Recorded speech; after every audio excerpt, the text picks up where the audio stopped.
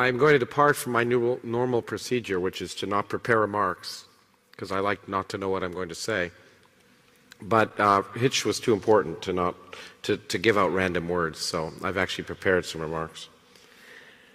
Christopher Hitchens was my friend. And even as I say those words, I'm amazed. Every time I used to leave his apartment, usually pretty drunk, I'd walk out the door in amazement and I'd say, Christopher Hitchens is my friend. What did I do to deserve this? Why on earth would he want to spend time with me?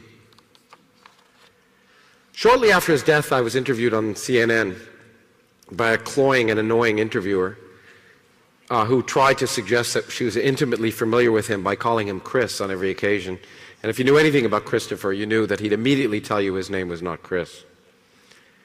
Anyway, I just forced myself to watch it to see how she introduced him. And she said, on the one hand, he inspired the ideals of skepticism, free inquiry, and rational thought in many.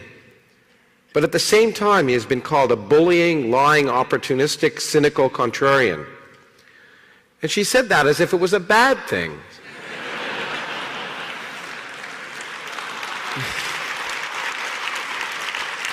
Christopher was a beacon of knowledge and light in a world that constantly threatens to extinguish both. He had the courage to accept the world for just what it is and not what he wanted it to be. That's the highest praise I believe one can give any intellect. He understood that the universe doesn't care about our existence or our welfare, and he epitomized the realization that our lives have meaning only to the extent that we give them meaning. For Christopher, this came through the credo that guided his life, the courageous defense of the simple proposition that skepticism, rather than credulity, is the highest principle that the human intellect can use to ennoble our existence. You can applaud for that. That's his. On a personal level, whenever I spent an evening with Hitch, I came away saying, when I grow up, I want to be an intellectual. The moment you entered his house, you were overwhelmed by a single obsession: books. Books were everywhere, on every surface, on the wall, on the floors, on couches, on tables, and bathrooms. But unlike for many of us, myself included, the books on Christopher's wall were far more than window dressing. They were arranged according to subjects and ideas in a way that made it clear that the books were regularly read, all of them, and consulted, that the knowledge contained within them was used in a sense that few of us really adequately exploit. It was humbling to witness close up an intellect that was so capable of surrounding any subject, relishing it, exploring it for its own sake, critically soaking up everything that's worth knowing. He was ever ready to incorporate this wisdom to shed light on old ideas or critically examining new ones with the full weight of a lifetime of intellectual exploration, combined with the playful and curious excitement of a child in a candy store. He embodied the delicious possibilities of existence and the profound sense of satisfaction that intellectual exploration, integrity, and bravery can bring, especially when confronting power with knowledge, even as he openly recognized that the possibility of a successful outcome in any such battle is always slim.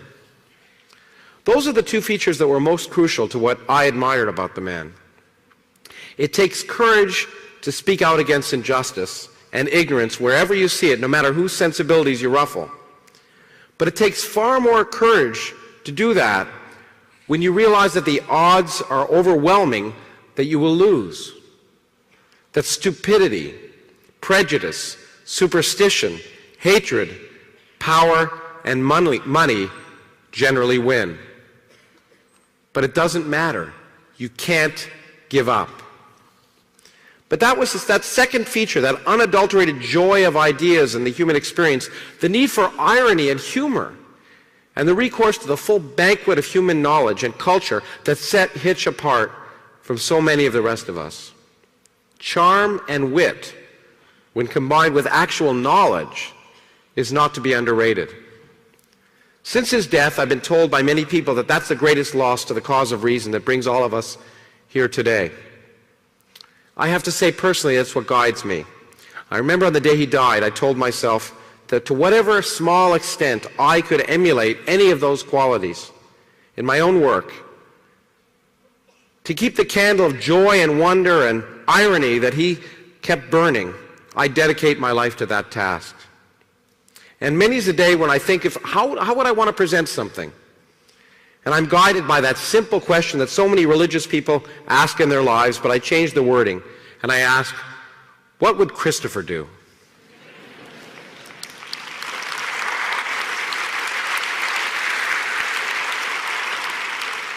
The last time I saw him, our discussions ranged from subjects relating to the nature of nothingness, quantum mechanics, and the obscenity that is capital punishment, the madness that governs the religious fanaticism infecting both sides of the Middle East conflict, the embarrassment that is Catholicism, and a related subject, the intellectual laziness and pretentious nonsense that encompasses so much of religious faith and theological noise in our popular culture. Christopher was not a scientist, but he was fascinated by the power of science, not merely its possible impact on human affairs, but more importantly for him and for me, the remarkable ideas that it generates. He was wise enough to recognize that the universe is far more imaginative than we are. And as one who craved experience of all aspects of intellectual life, he was eager to learn from the universe, as he was from the oeuvre of the world's greatest writers, philosophers, and historians. On the last day I was with him, someone came to the door and I answered it for Christopher, and the person delivered a manuscript and asked if I was his manager or his agent. I said, no, I'm his personal physicist.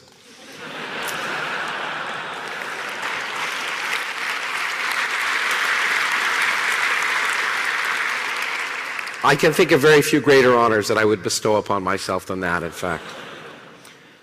Through his questions and reflections, he extended my own understanding and implications of my own work. Just yesterday, I described how when musing on the material I talked about, he described how nothingness is heading straight towards us as fast as it can. That idea didn't terrify him. He realized that knowledge is not to be gained for comforting our souls, but for enhancing the awareness of being alive. There are two personal aspects of Christopher that may not be apparent to a broader audience, and I want to spend a minute on each. First, what I found so refreshing about talking to the man is that one could never be quite sure about what he'd say about any given subject. For many of us, when we meet like-minded friends, we can remain complacent in the knowledge that we're pretty sure they'll agree with us, or at least we know what they're going to say.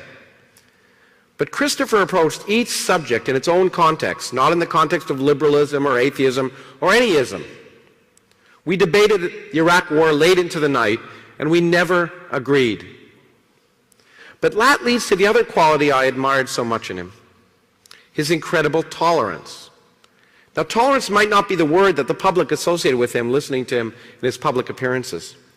He had no tolerance for nonsense, for lying, posturing, and he was brave enough to attack even the self-serving, pious evildoers like Mother Teresa, or popular liberal presidents like Bill Clinton, even when it set him apart from popular myths. But on a personal level, he separated ideas from individuals. He had close friends with whom he was diametrically opposed. Francis Collins, a friend of both of ours, is head of the National Institutes of Health.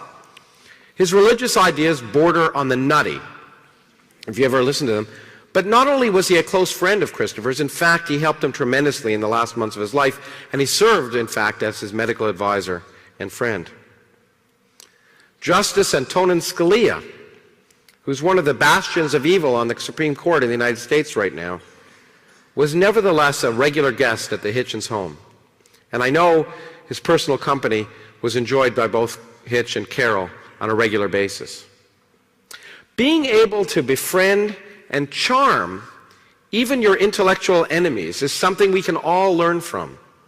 We can all emulate as we try to bring the light of reason into a world which so often shuts it out. It requires courage and self-confidence combined with the ability to simply enjoy people as people. I want to come close to the end with a bit of advice which he gave, and I think it's particularly pertinent to this meeting. In his book, Letters to a Young Contrarian, he said, "We are an adaptable species, and this adaptability has enabled us to survive. However, adaptability can also constitute a threat. We may become habituated to certain dangers and fail to recognize them until it is too late. You exist at the whim of people whose power does not derive from your consent, and who regard you as expendable and disposable. You merely fail to notice the moment at which you were conscripted. A normal life consists in living as if this most salient of facts was not a fact at all. Try your hardest to combat atrophy and routine. To question the obvious and the given is an essential element of the maximum de omnibus dubitandum. Doubt everything." In that regard, just before leaving his company on that last day we were together, in one of those poetic accidents that makes life so unexpectedly enjoyable, I was reading a newspaper at his kitchen table, and I was reading about an emerging effort to ensure that young people at elite institutions preserve their Catholic upbringings during and after college. In the last sentence, when describing the temptations to depart from piety, the author wrote, "Exposed to Nietzsche, Hitchens, co-ed dorms, and beer pong, such students are expected to stray." I reflected on what a remarkable tribute to the man this simple sentence represented.